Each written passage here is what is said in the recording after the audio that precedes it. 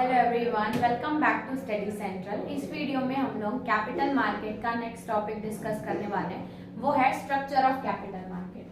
Capital structure बोल सकते हो, बहुत ही इंपॉर्टेंट टॉपिक है। आपको कभी कभी डायरेक्ट ही ये स्ट्रक्चर प्रिपेयर करने बोल देगा या आपको थ्योरेटिकली एक्सप्लेन करना पड़ेगा कि इस स्ट्रक्चर में क्या क्या है।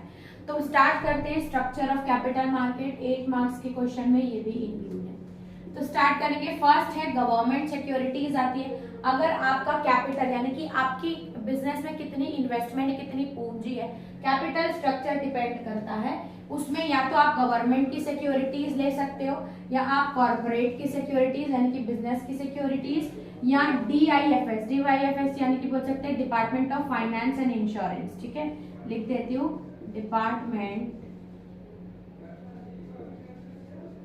ऑफ फाइनेंस एंड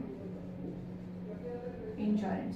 या तो फिर फाइनेंशियल इंटरमीडिएट यानी कि जो एजेंट्स रहते हैं ना, जो कि आपको फाइनेंस के थ्रू फाइनेंस के लिए हेल्प प्रोवाइड करते हैं, तो आप फाइनेंशियल इंटरमीडिएट्स के से भी आप हेल्प ले सकते हैं। यानी कि कुल मिला के आपको अपने कैपिटल की कमी पूरी करनी है, यानी कि कैपिटल रिक्वायरमेंट को ठीक करना है। तो अपार्ट फ्रॉम बैंक्स या बैंक से लोन लेने के बजाय आप क्या क्या ले सकते हैं।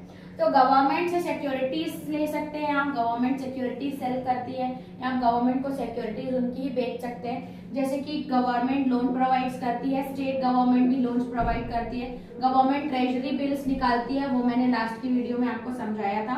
और पब्लिक सेक्टर के जो बॉन्ड्स रहते हैं यानी कि गवर्नमेंट के अंदर ये आपको मिलेगा गवर्नमेंट सिक्योरिटीज के अंदर।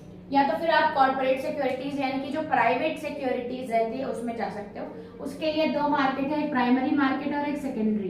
प्राइमरी मार्केट का मैं एक्सप्लेन कर चुकी थी, जो भी अपने कंपनी का शेयर पहली बार मार्केट में बेचता है यानी कि न्यू सिक्योरिटीज प्राइमरी मार्केट में जाती है।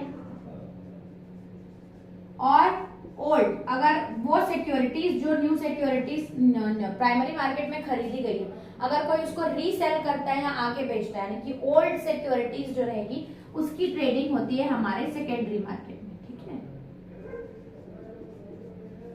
उसके बाद आता है नेक्स्ट, ये था कॉर्पोरेट और ये था गवर्नमेंट्स। फिर आता है डीएफआईएस यानी कि department of finance and insurance. अब इंश्योरेंस कंपनी भी रहती है जैसे कि एलआईसी और यूटीआई यानी कि यूनिट ट्रस्ट, ये इंश्योरेंस आपको इंटरेस्ट यूनिट ट्रस्ट इंटरेस्ट ये भी आपको सर्विस प्रोवाइड करते हैं। फिर Indian development bank of India, ये भी हेल्प करती है आपको फाइनेंशियली, लेकिन इंटरेस्ट इनका रेट कम होता है।